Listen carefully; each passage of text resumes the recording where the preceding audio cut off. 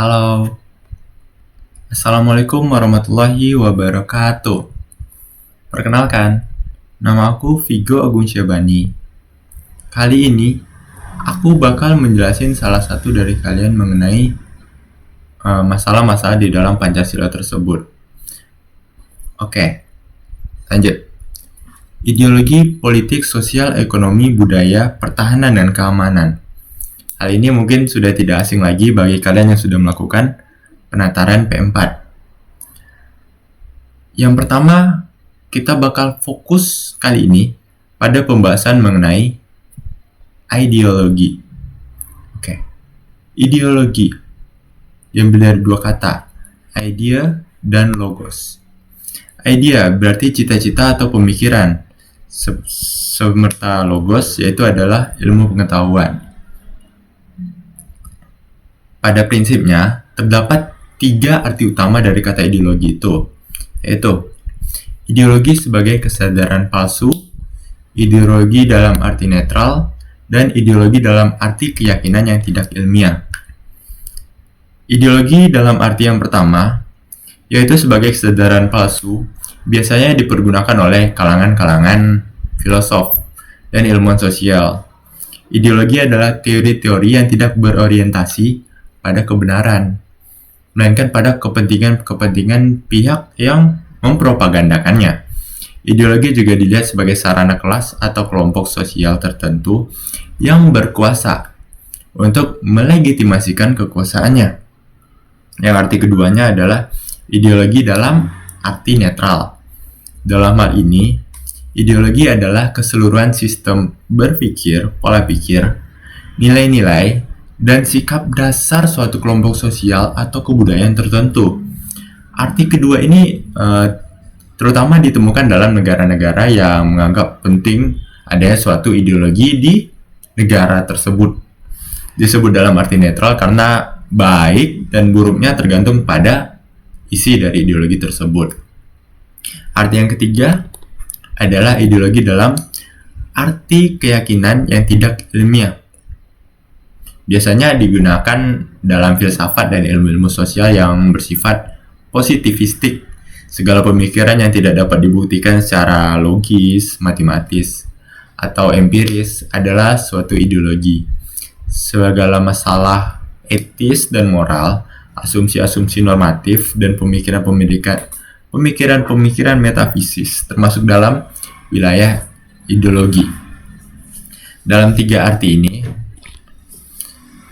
yang dimasukkan dalam pembahasan ini, kita bakal fokus dalam yang arti kedua, yaitu arti netral, yaitu sebagai sistem berpikir dan tata nilai dari suatu kelompok. Ideologi dalam arti netral tersebut ditemukan wujudnya dalam ideologi negara atau ideologi bangsa. Hal ini sesuai dengan pembahasan Pancasila sebagai ideologi negara Republik Indonesia. Tipe-tipe ideologi, ada yang tertutup dan ada juga yang terbuka. Ideologi tertutup adalah ajaran yang pandangan dunia atau filsafat yang menentukan tujuan-tujuan dan norma-norma politik dan sosial yang ditasbihkan sebagai kebenaran yang tidak boleh dipersoalkan lagi, melainkan harus diterima sebagai sesuatu yang sudah jadi dan harus dipatuhi. Kebenaran suatu ideologi tertutup tidak boleh dipermasalahkan berdasarkan seperti kayak nilai-nilai atau prinsip-prinsip moral yang lain. Isinya tuh bersifat kayak dogmatis dan a priori, sehingga tidak dapat dirubah atau dimodifikasi berdasarkan pengalaman sosial. Karena itu, ideologi ini tidak mentolerir pandangan dunia atau nilai-nilai lain. Salah satu ciri khas suatu ideologi tertutup adalah tidak hanya menentukan kebenaran nilai-nilai dan prinsip-prinsip dasar saja, tapi juga menentukan hal-hal yang sifat konkret pada operasional itu. Ideologi tertutup tidak mengakui hak masing-masing orang untuk memiliki keyakinan dan pertimbangannya sendiri. Ideologi tertutup menuntut ketaatan tanpa pandang bulu. Ciri lain dari suatu ideologi tertutup adalah tidak bersumber dari masyarakat, melainkan dari pikiran-pikiran para pemerintah elit yang harus dipropagandakan kepada masyarakatnya. Sebaliknya, baik buruknya pandangan yang muncul dan berkembang dalam masyarakat dinilai sesuai tidaknya dengan ideologi tersebut. Dengan sendirinya, ideologi tertutup tersebut hanya dipaksakan berlaku harus dipaksakan berlaku dan dipatuhi masyarakat yang dibuat oleh elit-elit tertentu yang bersifat kayak otoriter dan dijalankan dengan cara yang totaliter. Contoh yang paling baik mengenai ideologi tertutup adalah ideologi Marxisme dan Leninisme. Ideologi yang dikembangkan oleh pemikiran Karl Marx yang dilanjutkan oleh Vladimir Lenin berisi sistem berpikir mulai dari tataran nilai dan prinsip dasar dan dikembangkan hingga praktis operasional dalam kehidupan bermasyarakat, berbangsa, dan bernegara. Ideologi Marxisme-Leninisme ini meliputi ajaran dan paham tentang seperti hakikat realitas alam. Hakikat realitas alam berupa ajaran materialisme, dialektis, dan ateisme. Selanjutnya dia mengajarin tentang makna sejarah sebagai materialisme historis. Adanya norma-norma rigid bagaimana masyarakat harus ditata, bahkan tentang bagaimana individu itu harus hidup. Selanjutnya, yang terakhir ada legitimasi monopoli kekuasaan oleh sekelompok orang atas nama kaum proletar. Selanjutnya, ada yang terbuka. Tipe kedua adalah ideologi terbuka. Ideologi terbuka hanya berisi orientasi dasar, sedangkan penerjemahan dari isinya tersebut ke dalam tujuan-tujuan dan norma-norma sosial politik yang selalu dapat dipertanyakan dan disesuaikan dengan nilai dan prinsip moral yang berkembang di suatu masyarakat. Operasional cita-cita yang akan dicapai tidak dapat ditentukan secara a priori, melainkan harus disepakati secara demokratis. Dengan sendirinya, ideologi terbuka bersifat inklusif, tidak totaliter, dan tidak dapat melegitimasi kekuasaan sekelompok orang. Ideologi terbuka hanya dapat ada dan mengada dalam sistem yang bersifat demokratis. Lanjut, Pancasila. Pancasila ini masuk ke dalam ideologi terbuka atau tertutup sih? Saya meyakinkan ideologi Pancasila adalah ideologi yang terbuka. Kenapa? Yang pertama, kenyataannya sih bahwa dinamika masyarakat Indonesia itu berkembang dengan amat cepat. Tidak selalu jawabannya bisa kita temukan secara ideologis dalam pemikiran-pemikiran dan ideolog.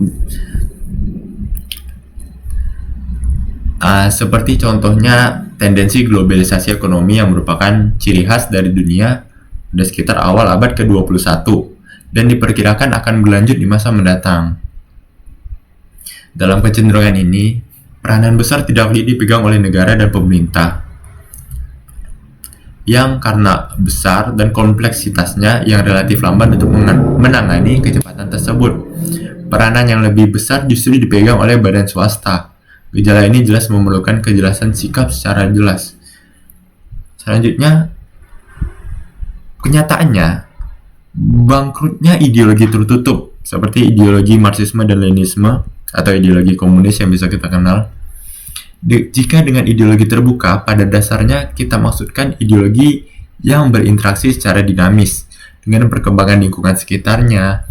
Maka dengan istilah ideologi tertutup, kita maksudkan ideologi yang merasa sudah mempunyai seluruh jawaban terhadap kehidupan ini, sehingga yang perlu dilakukan adalah melaksanakannya bahkan secara dogmatik. Akhir-akhir ini ideologi komunisme dihadapkan kepada pilihan yang amat berat untuk menjadi pilihan suatu ideologi terbuka atau tetap menjadi ideologi tertutup seperti selama ini. Contohnya seperti Uni Soviet di bawah kepemimpinan Mikhail Gorbachev memiliki langkah radikal menuju ideologi terbuka. Yang sebagaimana kita ketahui, negara superpower kedua setelah Amerika ini akhirnya runtuh bercerai-berai. Selanjutnya ada pengalaman sejarah politik. Di masa lampau sewaktu pengaruh komunisme itu sangat besar. Pengaruh ideologi komunisme ini yang pada dasarnya bersifat tertutup menjadi Pancasila pernah merosot menjadi semacam dogma yang kaku, tidak lagi dibedakan dengan aturan-aturan pokok yang memang harus dihargai sebagai aksioma yang kita sepakati bersama. Dengan aturan-aturan yang pelaksanaannya yang sekyogyanya bisa disesuaikan dengan perkembangan dalam suasana kekakuan tersebut. Pancasila tidak lagi tampil sebagai ideologi yang menjadi acuan bersama, tapi sebagai senjata konseptual untuk menyerang lawan-lawan politik. Kebijakan pemerintah pada saat itu menjadi bersifat absolut dengan konsekuensinya. Perbedaan pendapat menjadi alasan untuk secara langsung dicap sebagai anti Pancasila. Hal itu jelas tidak benar dan perlu dikoreksi secara mendasar. Keempat, tekad kita untuk menjadi Pancasila sebagai asas dalam hidup bermasyarakat, berbangsa, dan bernegara. Kualifikasi dalam hidup bermasyarakat, berbangsa, dan bernegara menunjukkan bahwa ada kawasan kehidupan yang bersifat otonomi dan karena itu tidak secara langsung mengacu kepada nilai-nilai Pancasila. Salah satunya adalah nilai religi.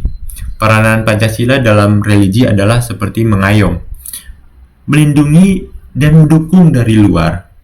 Agama bahkan diharapkan menjadi seperti sumber-sumber inspirasi dan motivasi bagi pembangunan nasional Indonesia. Pembatasan keterbukaan ideologi, pembatasan keterbukaan ideologi terbuka ini banyak pertanyaan dalam seperti kita. Apakah ideologi terbuka ini berarti segala ideologi dan tafsiran bisa diterima begitu saja dalam memahami dan menjabarkan nilai-nilai Pancasila itu? Tentu tidak. Hal itu perlu kita jelaskan terlebih lagi. Secara teoritikal, sesungguhnya tidak mungkin bahwa segala ideologi dan tafsiran bisa diterima begitu saja dalam memahami dan menjabarkan nilai-nilai dari Pancasila tersebut. Hal itu bukan berarti suatu ideologi terbuka, tetapi malahan menunjukkan tidak ada ideologi sama sekali. Ideologi terbuka yang difahami sedemikian sama saja artinya dengan mengatakan Pancasila itu suatu non-ideologi. Ideologi yang berarti a system ideas, mensyaratkan adanya sistematik serta konsistensi dalam gagasan-gagasannya. Hal itu dengan sendirinya berarti bahwa unsur-unsurnya haruslah selaras dan seimbang satu dengan lainnya. Ideologi serta gagasan yang tidak sesuai, apalagi yang bertentangan, sudah dengan sendirinya akan ditolak jika ideologi yang bersangkutan tetap akan memelihara konsistensi dirinya. Namun secara praktikal, hal itu perlu ditegaskan secara lugas, karena istilah terbuka memang bisa diartikan bermacam-macam. Dimaksudkan terbuka di sini untuk berinteraksi dengan lingkungan sekitar adalah pada tataran instrumentalnya dan bukan pada tataran nilai dasarnya. Jadi bebas ini pada instrumental, bukan pada nilai dasarnya ya. Nilai-nilai dasar yang terkandung dalam pembukaan Undang-Undang 1945 yang meliputi pandangan kita tentang kemerdekaan, tentang cita-cita nasional, tentang ketuhanan yang Maha Esa, tentang dasar negara, tentang sumber kedaulatan rakyat dan tujuan nasional sudah kita tempatkan sebagai aksoma yang tidak dapat kita pertanyakan lagi saat ini. Terdapat seperti konsensus yang menjamin tegaknya konstitusionalisme di zaman modern pada umumnya dipahami bersandar pada 3 elemen kesepakatan, yaitu kesepakatan tentang tujuan atau cita-cita kita bersama. Yang kedua adalah kesepakatan tentang the rule of law sebagai landasan pemerintahan atau penyelenggaraan negara. Yang ketiga, ada kesepakatan tentang bentuk institusi-institusi dan prosedur-prosedur ketatanegaraan, the form of institution and procedure. Kesepakatan yang pertama yaitu berkenaan dengan cita-cita bersama. Cita-cita bersama itu sangat menentukan tegaknya konstitusi dan konstitusionalisme di suatu negara. Karena cita-cita bersama itulah yang pada puncak abstraksinya paling mungkin mencerminkan kesamaan-kesamaan kepentingan di antara sesama warga masyarakat Indonesia yang dalam kenyataannya harus hidup di tengah pluralisme dan kemajemukan. Oleh karena itu, di suatu masyarakat untuk menjamin kebersamaan dalam kerangka kehidupan bernegara, diperlukan perumusan tentang tujuan-tujuan atau cita-cita bersama yang biasa juga disebut sebagai falsafah kenegaraan atau Staatside, cita negara, yang berfungsi sebagai filosofi Grundslag dan common platform atau kalau mikatun sawa di antara sesama warga masyarakat dalam konteks kehidupan bernegara. Di Indonesia, dasar-dasar filosofis yang dimaksudkan itu ialah yang biasa disebut sebagai Pancasila, yang berarti 5 sila atau 5 prinsip dasar untuk mencapai atau mewujudkan 4 tujuan bernegara. 5 prinsip dasar Pancasila itu mencakup sila atau prinsip ketuhanan yang Maha Esa, kemanusiaan yang adil dan beradab, persatuan Indonesia, kerakyatan yang dipimpin oleh hikmat kebijaksanaan dalam permusyawaratan perwakilan, dan keadilan sosial bagi seluruh rakyat Indonesia. Kelima sila tersebut dipakai sebagai dasar filosofis ideologis untuk mewujudkan 4 tujuan atau cita-cita ideal bernegara, yaitu melindungi segenap bangsa Indonesia dan seluruh tumpah darah Indonesia, meningkatkan kesejahteraan umum, mencerdaskan kehidupan bangsa, dan ikut melaksanakan ketertiban dunia berdasarkan kemerdekaan, perdamaian abadi, dan keadilan sosial. Maka dari itu, saya dapat pastikan bahwa Pancasila adalah ideologi yang terbuka.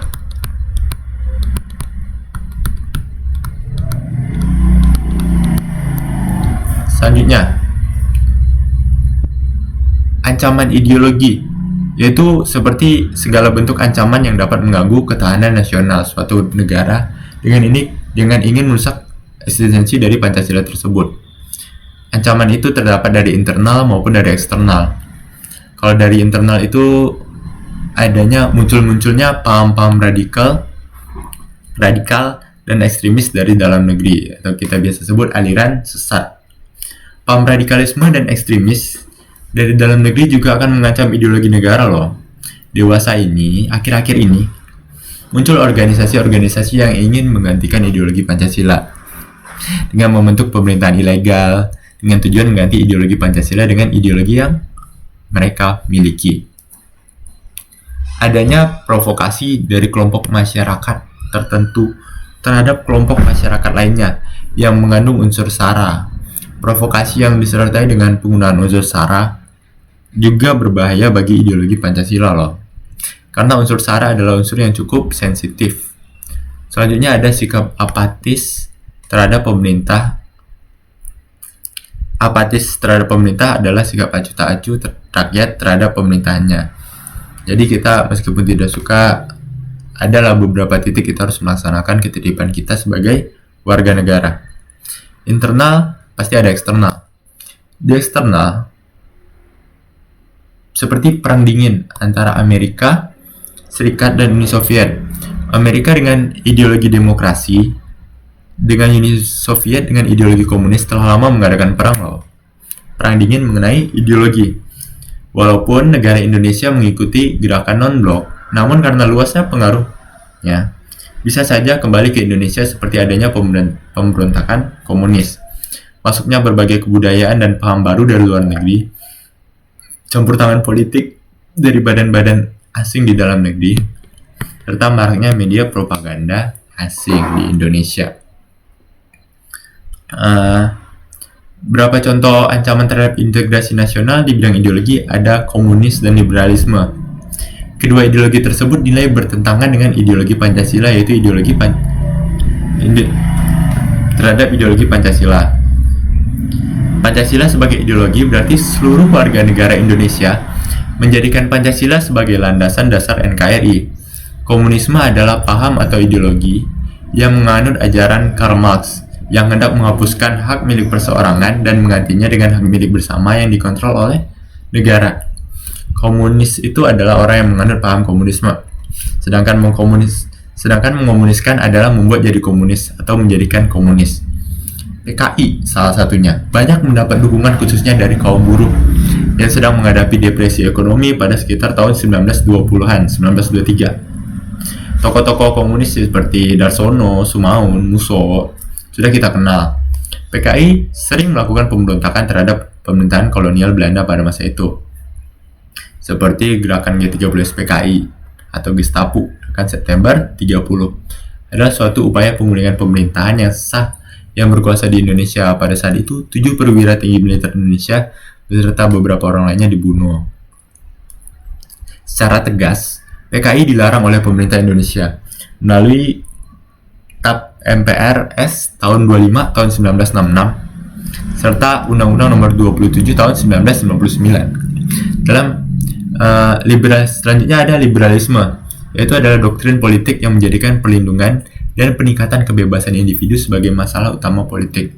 Sebenarnya, liberalisme yang didukung oleh Amerika Serikat tidak hanya mempengaruhi bangsa Indonesia saja loh. Dampak liberalisme mencapai hampir semua negara di dunia. Liberalisme adalah salah satu akibat dari era globalisasi. Masuknya globalisasi ke Indonesia ternyata mampu meyakinkan masyarakatnya bahwa liberalisme dapat membawa manusia ke arah kemajuan dan kemakmuran. Dampaknya, liberalisme yang dibawa oleh globalisasi mempengaruhi pikiran masyarakat Indonesia loh. Pada umumnya, pengaruh yang diambil justru yang bernilai negatif bagi masyarakat Indonesia.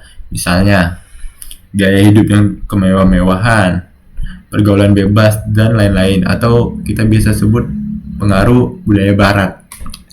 Paparan liberalisme tersebut apabila tidak diatasi akan menjadi ancaman bagi kepribadian bangsa Indonesia yang sesungguhnya. Maka dari itu, teman-teman, tetaplah menjadi bangsa Indonesia yang baik, anak muda generasi maju yang bisa memajukan Indonesia, dan tetaplah berdoa, jangan lupa kepada Tuhan. Kita harus semangat dan berjuang demi NKRI. Saya Vigo Agung Syabani. Assalamualaikum warahmatullahi wabarakatuh and stay awesome.